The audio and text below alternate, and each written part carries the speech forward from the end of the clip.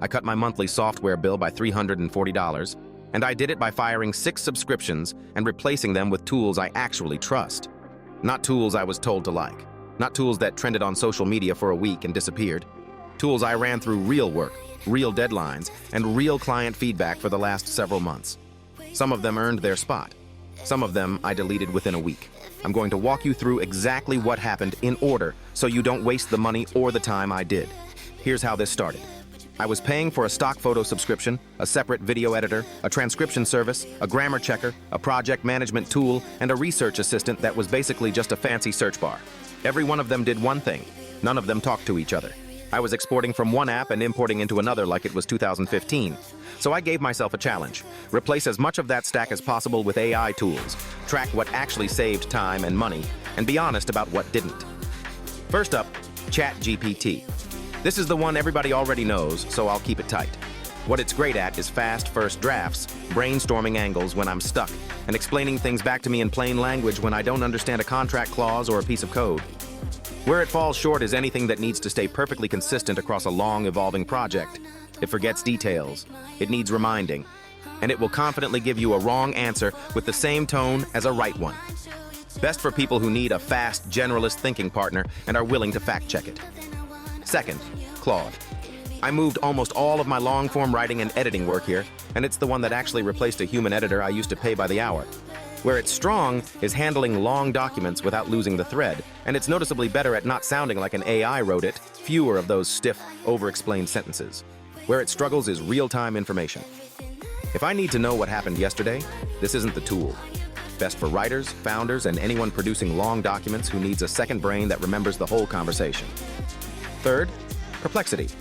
This one quietly killed my habit of opening 10 browser tabs to research one topic.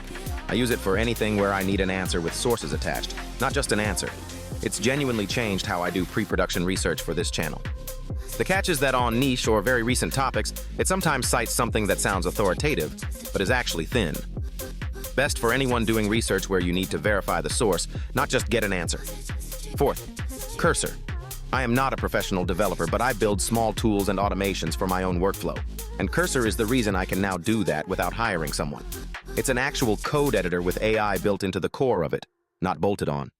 It writes, explains, and fixes code inside the same window I'm working in. The learning curve is real if you've never touched code at all, and it will still write bugs. It's not magic. Best for people who code regularly and want the AI woven into their actual workflow, not a chat window on the side.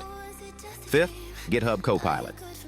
I tested this alongside Cursor because I wanted a direct comparison, and honestly, for quick autocomplete style suggestions inside an existing codebase, it's still excellent. Where it falls short compared to Cursor is bigger, multi-file changes.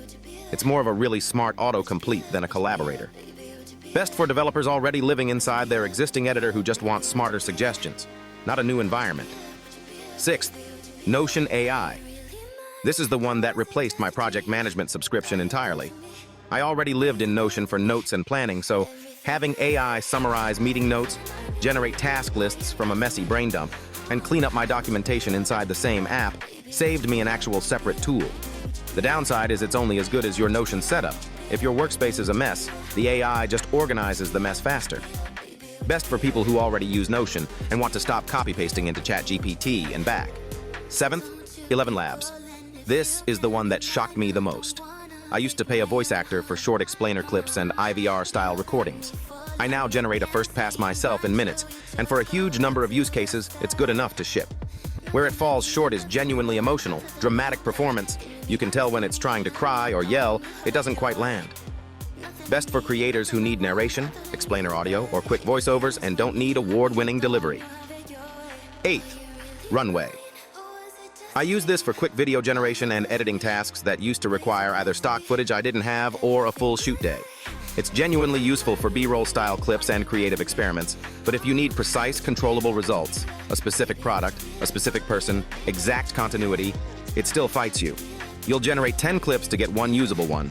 Best for creators who need supplementary footage and have patience for trial and error, not for anyone who needs guaranteed, controllable output on the first try. Ninth, Descript. This one replaced my actual video editor for talking head content, which is most of what I make. You edit the video by editing the transcript, which sounds like a gimmick until you use it, and then you never want to go back to timeline scrubbing for simple cuts. Where it's weaker is complex multi-track edits with heavy motion graphics. For that, I still go to a traditional editor. Best for anyone making talking head or podcast-style video who wants editing to feel like word processing. 10th, Midjourney. I kept this on the list even though it's the most known one here because it's still, in my experience, the best for genuinely striking, stylized images, thumbnails, concept art, anything where you want something that looks intentional rather than generic. The trade-off is control. Getting exact text, exact logos, or an exact specific person right is still a fight. Best for thumbnail and concept work where style matters more than precision. So here's the honest verdict. If I had to build a stack from scratch today, it would be Claude for writing and thinking, Perplexity for research, Cursor for anything code-related, Notion AI for keeping the whole operation organized, 11 Labs for audio, and Descript for editing this exact kind of video.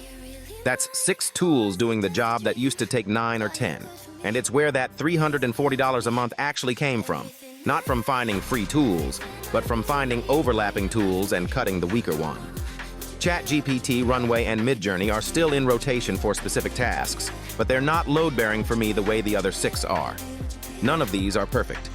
Every single one of them will confidently hand you something wrong, awkward, or half-finished if you don't check it. The skill isn't finding the one magic tool, it's knowing which tool to trust for which job and where you still need to do the work yourself.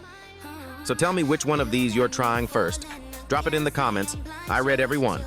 I test tools like this every single week so you don't have to burn a subscription finding out it doesn't work. If you want that short list before you spend $1 on any of it, subscribe.